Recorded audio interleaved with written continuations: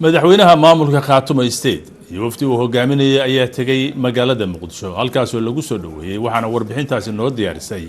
Hani Xaaji Maxamed oo joogta Muqdisho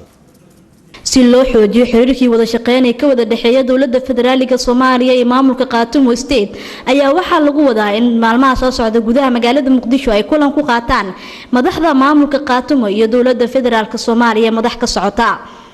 waxaanu maanta gudaha magaalada Muqdisho soo gaaray wafdi uu hogaaminayay madaxweynaha maamulka Khaatumo State mudane Maxamed Yuusuf Jaamac waxaana garoonka aadan cadeen magaalada Muqdisho ku soo dhaweeyay wafdigu hogaaminayay madaxweynaha maamulka Khaatumo State xubno ka tirsan baarlamaanka Jamhuuriyadda Federaalka Soomaaliya odayaasha dhaqanka ka soo jeeda maamulka Khaatumo iyo sidoo kale haween far badan soo dhaweyn kadib ayaa garoonka gudaha magaalada Muqdisho waxa uu kula hadlay madaxweynaha maamulka Khaatumo State Maxamed Yuusuf Jaamac warbaahinta wuxuuna sharaxay ujeedka magaalada Muqdisho uu yimid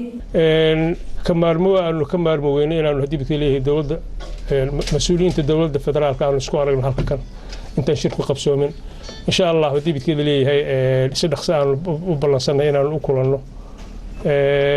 كبعدين وحوي والنقاشات هلي برنامج كيو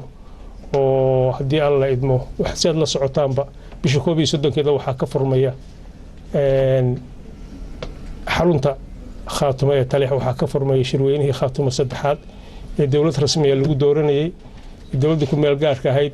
labada sano iyo barka jirtay imka laga gudbi lahaa waxaan rabayna in munaasabada uga faa'iideysteen aan u sheego